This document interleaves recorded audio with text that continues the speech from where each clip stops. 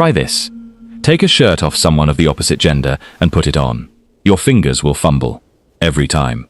Not because you're clumsy, because the buttons are on the wrong side. Men's shirts button one way, women's shirts button the other. Every shirt, every store, every country. A rule Notice so the consistent, opposite buttons. it feels like a Left law for of men, physics. right. It isn't. It's a 500-year-old habit, and here's the part that should stop you. Nobody has ever proven why it exists. Historians disagree. Real ones. Some blame a servant, some blame a sword. One blames an emperor's ego, and that one's almost certainly false. We're about to walk through every real theory and find out which ones actually survive scrutiny. To understand the mystery, you have to go back further than you'd expect. Not centuries, millennia, around 4,000 years ago, in the Indus Valley Civilization, in a city called Mohenjo-Daro, in what's now Pakistan, someone made the oldest button we've ever found. It's small, carved from curved seashell. A tiny hole drilled through the center. Historian Ian McNeill, who documented it in his History of Technology, dates it at roughly 5,000 years old. Now, here's the part that surprises people. This button didn't fasten anything. There was no buttonhole, no second piece of fabric for it to hook into. It was worn alone, stitched onto clothing as a single decorative piece. Not a row of them, closing a garment shut, just one, sitting there, announcing something about the person wearing it. Wealth, status, the kind of thing you wear, specifically to be noticed. Think about that for a second. The object that would eventually define how half the population gets dressed every morning started its life doing nothing practical at all.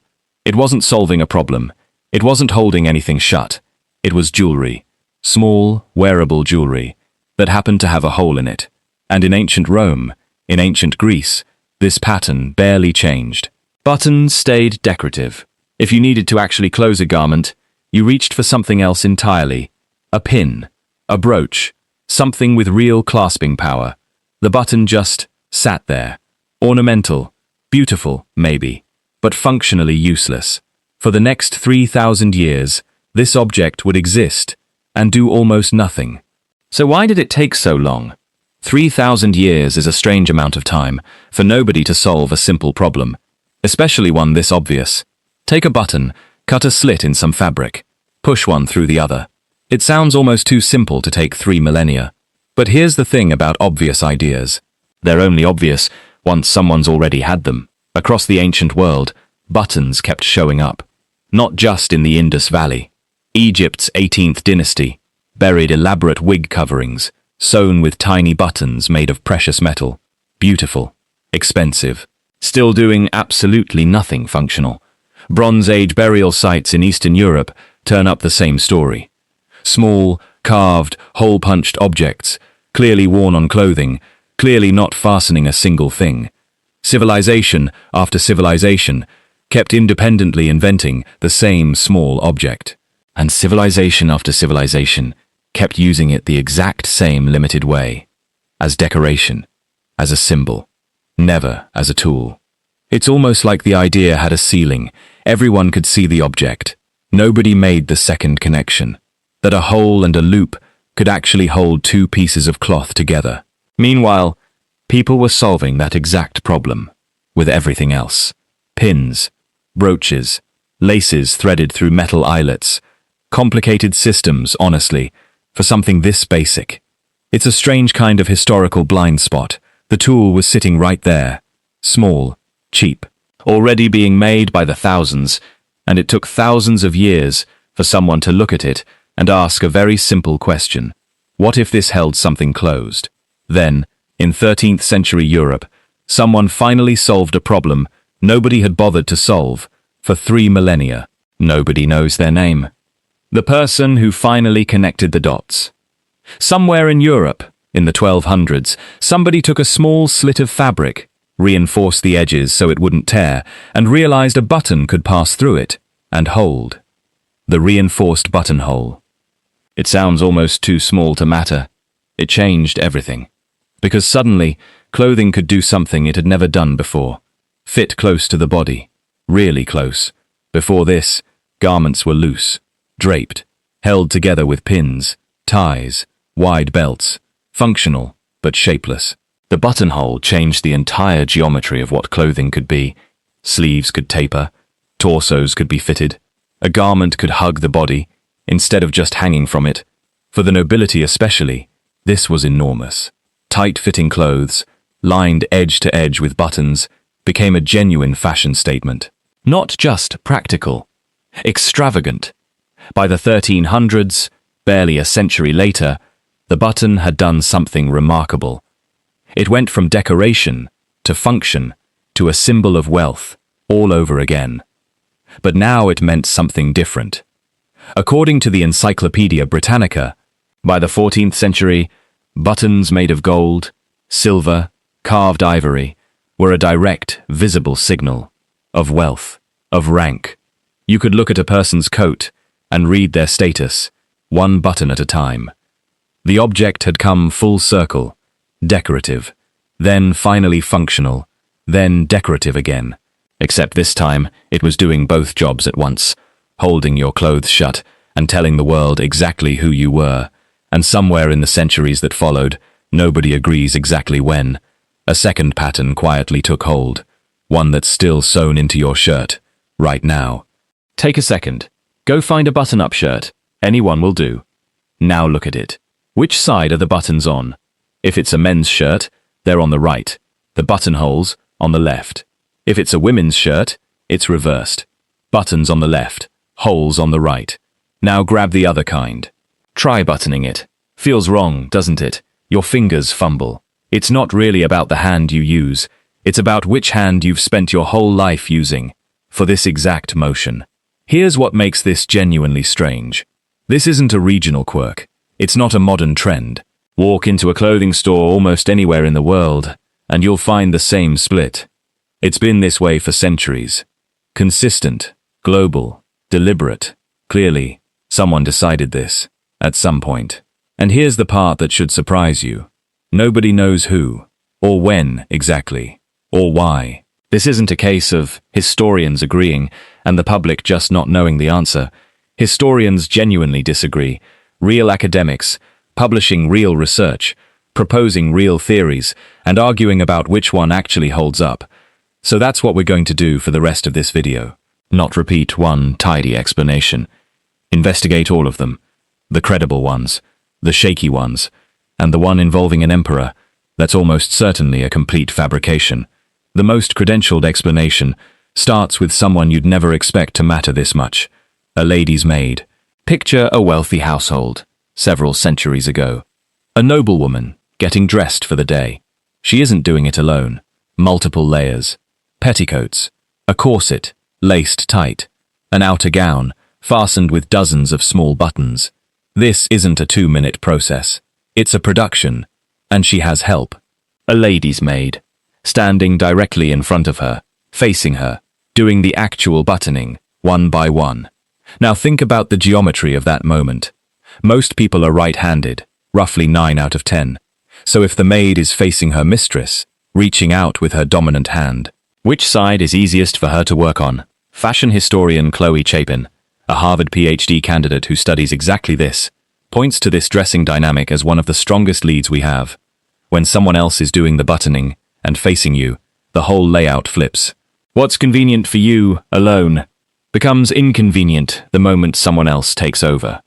Melanie Moore, a designer who's researched this closely, put it simply: buttons were expensive, new technology. Wealthy women didn't dress themselves. Their maids did. And most maids, like most people, were right-handed. So buttons on the wearer's left lined up perfectly for a servant's dominant hand. Meanwhile, men mostly dressed themselves. No maid, no mirror image logistics. Just a man, reaching for his own buttons, with his own dominant hand, which meant his side could simply stay logical. Buttons on the right, easy for him, no one else to account for. This theory has real weight to it. It's specific. It's mechanical. It actually explains the geometry of the problem, and it's the theory most historians take seriously. But it has a hole in it. A real one. Because servants explain the women's side beautifully. They explain absolutely nothing about the men's. Why buttons on the right, specifically? Why not just anywhere convenient? For that, you have to look at something with a much sharper edge. A sword. Here's the second theory, and this one starts not in a dressing room, but on a battlefield. For centuries, a man of any real status carried a weapon, a sword, worn at the hip. Almost always the left hip. Why the left? Because most men are right-handed, and drawing a sword across your own body, left hip to right hand, is faster, smoother. One clean motion. Draw it the other way, and you're fighting your own coat. So, the theory goes, men's clothing evolved around that motion. Author Paul Kears, who wrote extensively on men's fashion history, argues that shirts and jackets were deliberately built to button left over right, specifically so the fabric wouldn't catch on the pommel of a sword, mid-draw. Picture it. A man reaching across his body in a hurry. The last thing he needs is his own jacket, snagging on the hilt. So the garment gets designed around the weapon. Later, as swords gave way to pistols, the same logic supposedly carried over. A firearm tucked at the hip still favored a right-handed draw, still favored the same button layout. It's a compelling image. Genuinely, there's real logic in it. But here's where we have to be honest. There's no definitive evidence for this either. No military order, no tailor's ledger explaining the decision. Just a pattern that lines up, conveniently, with a plausible explanation. And there's a bigger problem. Even if this is exactly right, it only explains one side of the mystery. Men's buttons, maybe. But women never carried swords, never needed a fast draw. So this theory, even at its strongest, leaves half the question completely unanswered. Two more theories exist, and they're worth hearing, mostly because of how quickly they fall apart. The first involves breastfeeding. Since most people are right-handed, the theory goes, women tended to hold an infant in their left arm, keeping their right hand free. So, buttons on the left would make one-handed unbuttoning easier. Quick. Convenient. It sounds reasonable, on the surface, but historians who've examined this one aren't convinced. The timeline is shaky. The logic doesn't fully hold up once you actually test it hand to hand. It's plausible. It's just not well supported. The second theory involves horses, specifically wealthy women riding side saddle, facing a particular direction, with the theory being that button placement helped keep wind and cold air from slipping into the garment while riding.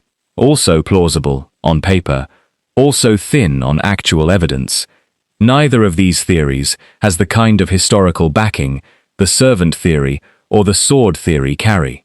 They're footnotes, really. Ideas worth mentioning, but not ideas worth building a conclusion on. Because none of these, not the maids, not the swords, not the horses, not the babies, compare to the most famous explanation of all. It involves an emperor, and it's almost certainly completely made up. Here's the story, the one that gets repeated more than any other. Picture Napoleon Bonaparte, early 1800s, at the height of his power. If you've ever seen a portrait of him, you know the pose. One hand tucked neatly into his waistcoat, chin slightly raised, calm, composed, almost daring you to challenge him. This wasn't an accident. It was fashionable, actually, among powerful men of the era. A way of standing that suggested control, restraint, a general who didn't need to gesture to command a room. But apparently, not everyone was impressed. The story goes that women at court found the pose a little ridiculous, stiff, self-important, so they started mimicking it, slipping their own hands into their jackets, mocking the emperor behind his back, maybe even to his face. And Napoleon, famously proud, famously thin-skinned about his image, did not take it well. So, the story claims, he issued an order. Women's clothing, from that point forward, would button on the opposite side of men's. A small, petty act of retaliation, baked directly into fashion, so that a woman could never again slip her hand into her jacket, the exact same way he did. It's a fantastic story, genuinely. It's got ego. It's got mockery. It's got a powerful man rewriting the rules of clothing itself, out of pure spite. It's the kind of detail that makes history feel alive, specific, personal, Almost too good. And that's exactly the problem, because there's no evidence any of this actually happened. No decree, no official order, no historical document anywhere connecting Napoleon to button placement at all. And here's the detail that ends the story completely. Button side conventions, the exact pattern we're talking about, existed well before Napoleon was even born. You cannot retroactively cause something that already existed. The timeline alone kills this myth outright. It's not debated. It's not exaggerated. It's simply impossible. A satisfying story, wearing the costume of history. So if it wasn't an emperor's ego, what actually locked this pattern in place? For good. If it wasn't a servant alone, and it wasn't a sword alone, and it definitely wasn't an emperor's temper, then what actually happened? The honest answer is less dramatic than any of the theories, but it might be the most important one. By the 1880s, something interesting was happening in women's fashion, a trend toward more masculine styling. Tailored jackets, structured shoulders, clothing that borrowed directly from menswear. Fashion historian Chloe Chapin points out something easy to miss today. In many places, at the time, it was actually illegal for a woman to dress convincingly as a man in public. So a visible difference, even a small one, like button placement, may have served a quiet, practical purpose. A way of confirming, at a glance, this is still, legally, a woman's garment, even while borrowing every other element from a man's wardrobe. It's a theory, not a certainty, but it's a plausible piece of a larger puzzle. Here's the piece that actually matters most, though. Whatever mix of reasons got us here, servants, swords, legal signaling, or something else entirely, the pattern needed one more thing to survive permanently: industry. By the late 1800s, clothing wasn't primarily made by individual tailors anymore. It was manufactured, at scale, in factories, and factories don't run on nuance. They run on standards, fixed patterns, repeatable processes.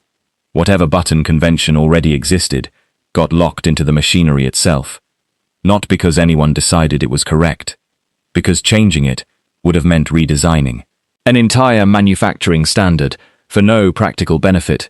Nobody was arguing for the change, so nobody made it. And when zippers arrived, decades later, manufacturers didn't rethink the question at all. They just carried the same left-right convention over.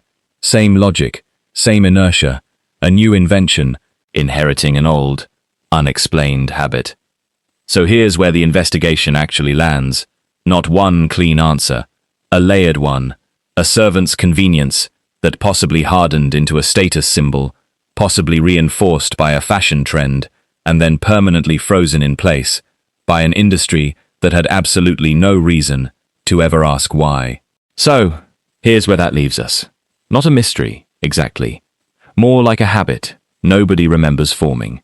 A servant, centuries ago, buttoning a dress from the front, using the hand she had, maybe a sword, worn on a hip, shaping how a man got dressed for war, maybe a fashion trend, quietly needing a way to still look legally, visibly female. None of it locked in place because it was right. It locked in place because a factory needed a standard, and nobody in the room had a reason to argue. That's the real ending here. This wasn't solved. It was mass-produced, a convenience, frozen into a machine, and the machine kept running. Long after the convenience stopped mattering. No modern designer chose this. No one alive today decided that your shirt should button this way. You just inherited it, the same way you inherited 100 other small habits nobody in your lifetime ever explained to you. Today, a few brands are finally breaking from it. Gender-neutral clothing lines, designing shirts with no assumption at all about which side your hands prefer. Small, quiet. But it's the first real challenge this pattern has faced in over a century. Think about that for a second. An emperor got blamed for this. A war got credited for this.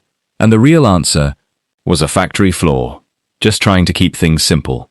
If a piece of cloth around a man's neck could carry centuries of unspoken history, If a tiny denim pocket could outlive the very object it was built for, then maybe it's worth asking what else you're wearing right now, without ever once asking why.